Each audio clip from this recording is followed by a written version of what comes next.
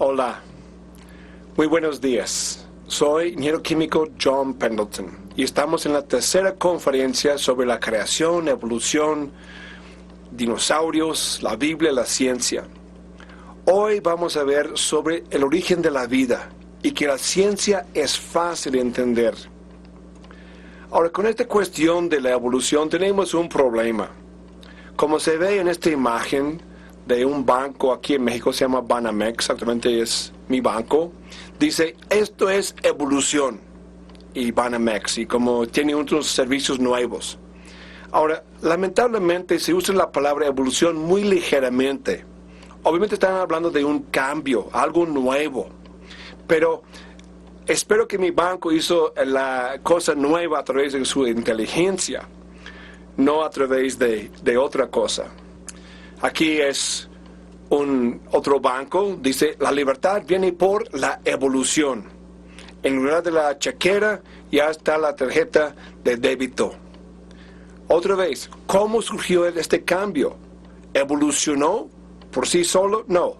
La gente utilizó su inteligencia para hacer algunos cambios en su manera de las funciones bancarias.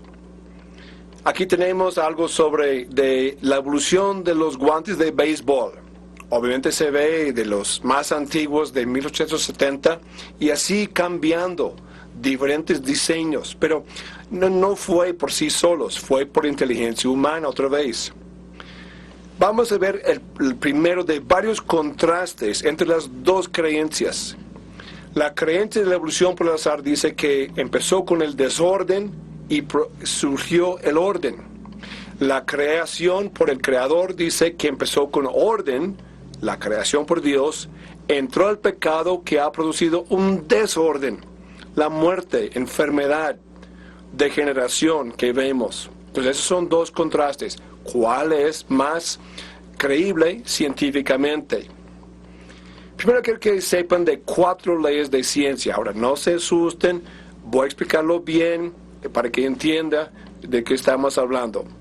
La primera ley de la termodinámica dice que la materia y energía no puede ser creada ni destruida, solo puede cambiar su forma. Por ejemplo, aquí se ven así material para construcción. ¿Cómo es que tenemos las tablas, los clavos, los bloques? Nomás es que cambiamos su forma en que existía. No hicimos nada nuevo, nomás cambiamos su forma. Tenemos energía, por ejemplo, de una planta nuclear. Utilizamos el sistema, cambiamos energía que está en ese material nuclear y produce electricidad. Pero eso respeta la ley número 1 de termodinámica. La segunda ley de termodinámica dice que las cosas tienden a desorganizarse a niveles de menos energía. Vemos cómo degeneran así las casas. Tenemos que volver a pintar la casa. Se caen los edificios. Hay una deterioración de cemento. Vemos el carro del año. Llega a ser unos años, ya tenemos que rectificar el motor. Y después ya no sirve. Termina en el yonque. Vemos que el agua va corriendo siempre hacia abajo, menos energía. Eso se llama también entropía. Son 2 leyes de termodinámica, observadas, establecidas. Hay 2 leyes de biología. La primera ley de biología es que la vida solo viene de la vida. Su servidor y esposa lo comprobamos 8 veces. Y también la segunda ley de biología es que las especies se generan según su género. Mi gata siempre daba luz a gatitos. Nunca me salió un perrito, ni patito, ni lagartija. Siempre eran así gatitos. Diferente número a veces, diferentes colores, aún diferentes tamaños. Pero siempre eran gatitos. Eso sí es una ley, segunda ley de biología. En los libros de textos suelen tener algo de la historia, como la ciencia nos ha librado de muchas equivocaciones. En esta imagen se ve la mujer con un plato de carne, podría decir, la carne se echó a perder y ha creado todas estas horribles larvas de moscas. por siglos la gente creía que las cosas vivas naturalmente crecieron de materia muerta. Las larvas de carne podrida, los gusanos de lodo, aún los ratones de las garras viejas. Por fin, en 1668, un doctor italiano, Francesco Redi, descubrió que un destapado vaso con carne adentro, las moscas podían poner sus huevillos y las larvas se aparecieron. En el vaso tapado con carne adentro, no se aparecieron las larvas. Quitó esa mentira, esa equivocación. Pocos años después, en 1674, el científico holandés Anthony van Leeuwenhoek hizo el primer uso del microscopio para encontrar que la tierra, el aire, el agua tienen mucha bacteria.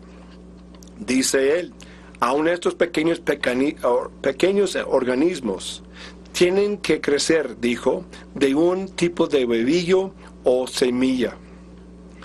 Luego pasaron casi 200 años y llegamos al científico francés Louis Pasteur, que él demostró que las enfermedades pueden ser causadas por las bacterias. También experimentó para ver si las bacterias podían aparecerse en caldo esterilizado. Tenía un caldo nutritivo con proteínas y los hizo hervir para matar las bacterias. Con el frasco abierto, la bacteria en el aire podía entrar al caldo y creció la bacteria. El vaso tapado, la bacteria no podía entrar. Luego, el vaso aquí se ve en el centro de la imagen. Hizo un experimento muy clásico. Introdujo en un vaso de vidrio caldo nutritivo. Lo hizo hervir y tenía un cuello muy largo, muy extendido de vidrio para que saliera el vapor. Dejó ese cuello largo destapado. La bacteria del aire no podía hacer el viaje muy largo para llegar hasta el caldo nutritivo. Entonces sacó a Pasteur esta conclusión. Dijo, el efectuar la generación espontánea de vida sería igual al crear la vida. Mis experimentos muestran que esto es imposible. Y eso aparece en los libros de texto. Pero nomás volteamos la página y ¿qué dicen? Sin embargo, creemos que la vida evolucionó. Como aquí en ese libro de texto que viene desde España, la vida apareció en el mar. Nació hace 4.500 millones de años. Siempre veremos más de esos millones de años. Y dice que solo había hidrógeno, agua, amoníaco, metano. Y con descargas eléctricas, poco a poco, se hizo así las células más sencillas. Mire, una célula viva, de la que sea, no es una cosa sencilla, es una cosa tan precisa, tan exacta. Y también tiene una ingeniería molecular mayor que la nave espacial que lanzó la NASA de aquí hasta la Luna y regresó. Una célula viva no es una cosa sencilla, es algo muy, muy complicada y precisa.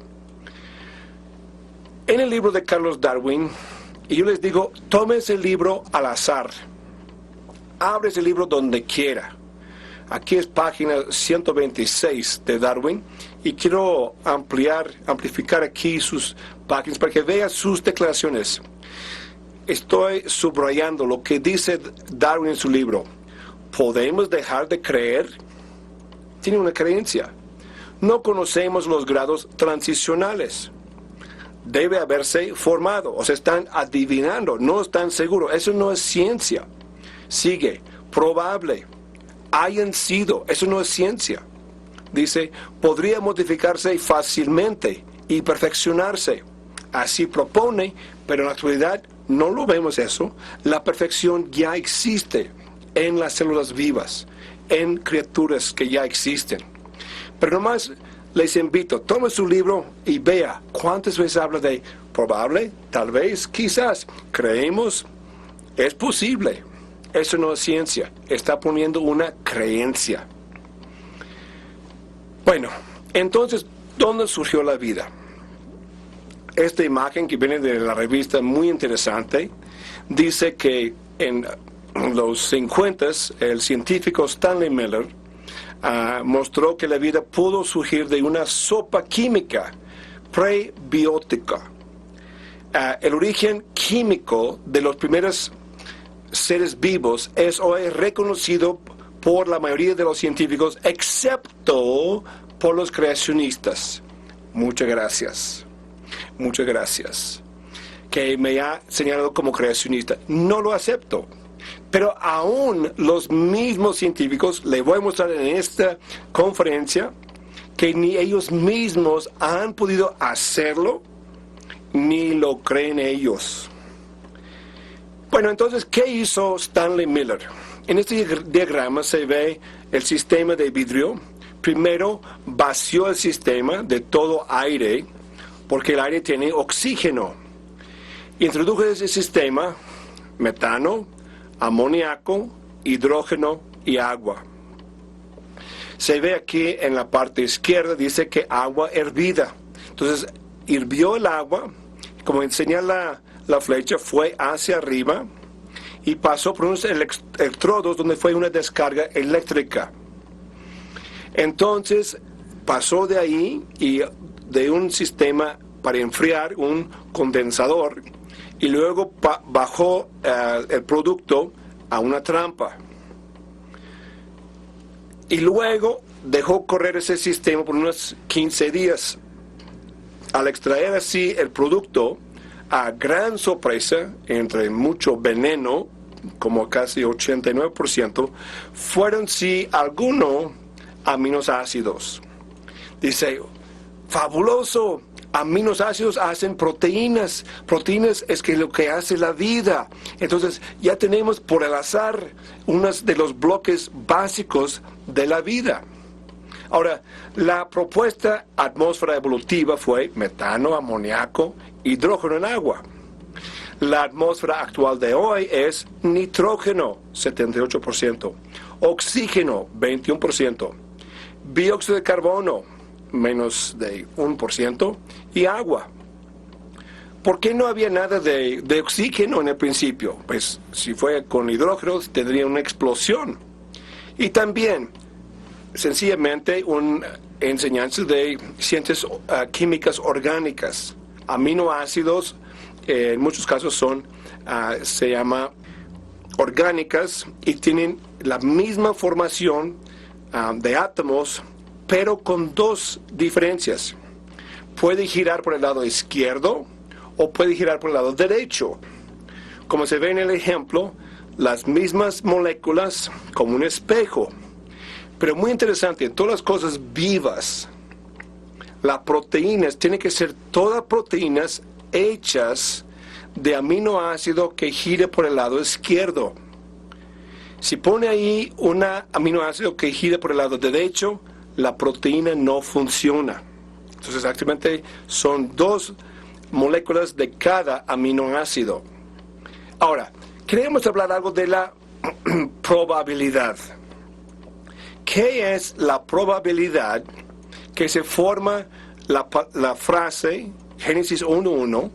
En el principio creó Dios los cielos y la tierra. Por el azar. Actualmente son 48 letras y espacios. Le damos un mono, una máquina de escribir de las antiguas, cambiamos la hoja y por el azar él nomás va teclando ahí. ¿Qué es la probabilidad que escribiera ese verso? Pues es una probabilidad en 26 intentos que tecle la palabra E, multiplicada por 1 en 26, que tecle enseguida la letra N, para hacer la palabra en. Eso viene a ser una posibilidad en más de 500 intentos. Para hacer exactamente bien ese versículo, 48 letras y espacios, por el azar, sería un hecho seguido por 67 ceros. Eso es una imposibilidad.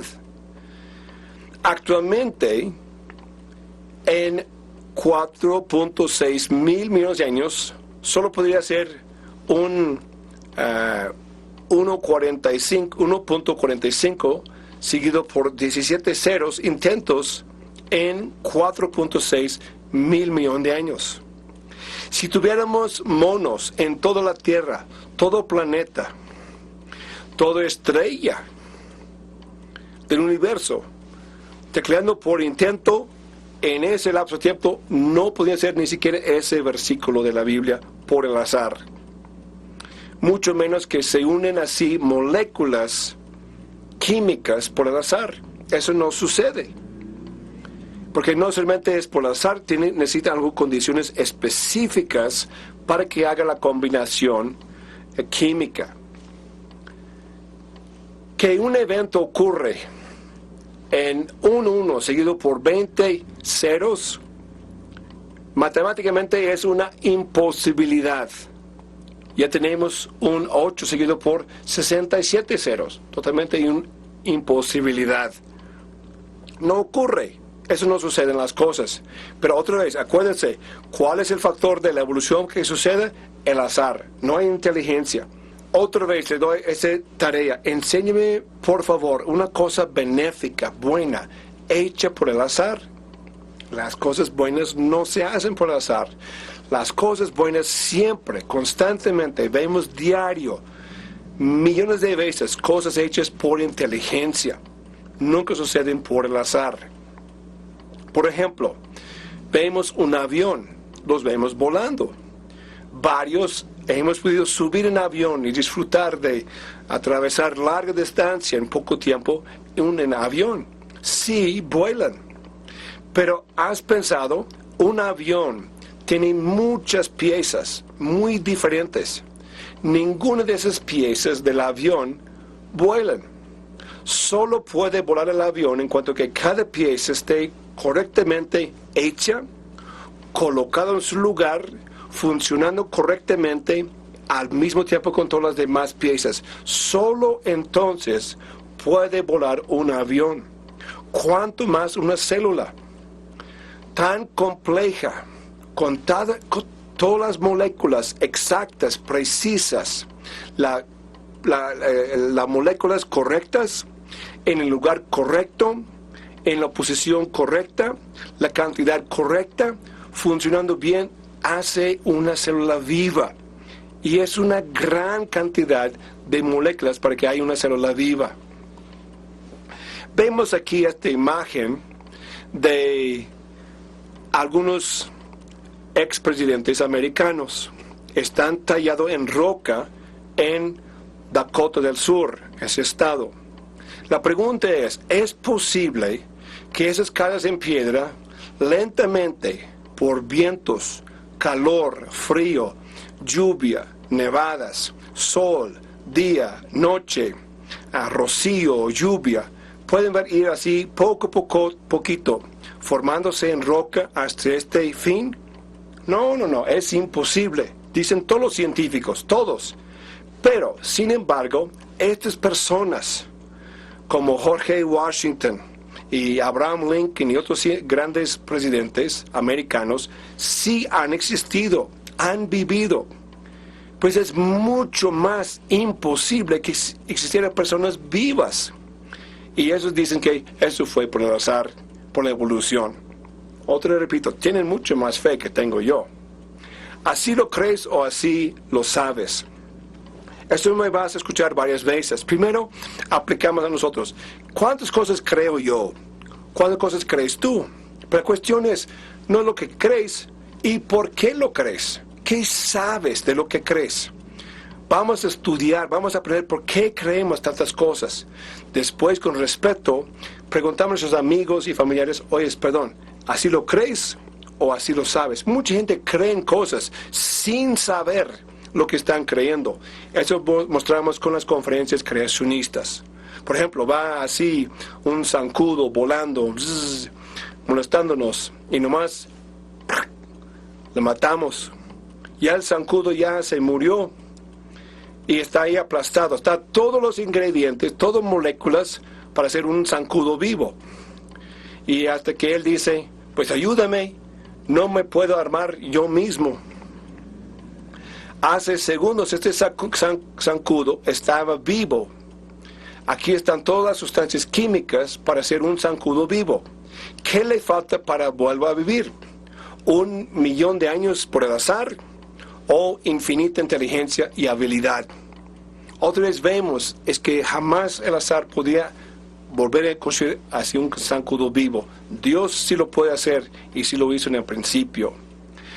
Hay gente que tiene temor que un día los científicos, con tanta tecnología, van a hacer vida en laboratorio, como este profesor. Dice, si yo pudiera hacer vida aquí, entonces comprobaré que no fue necesaria la inteligencia para formarla en el principio.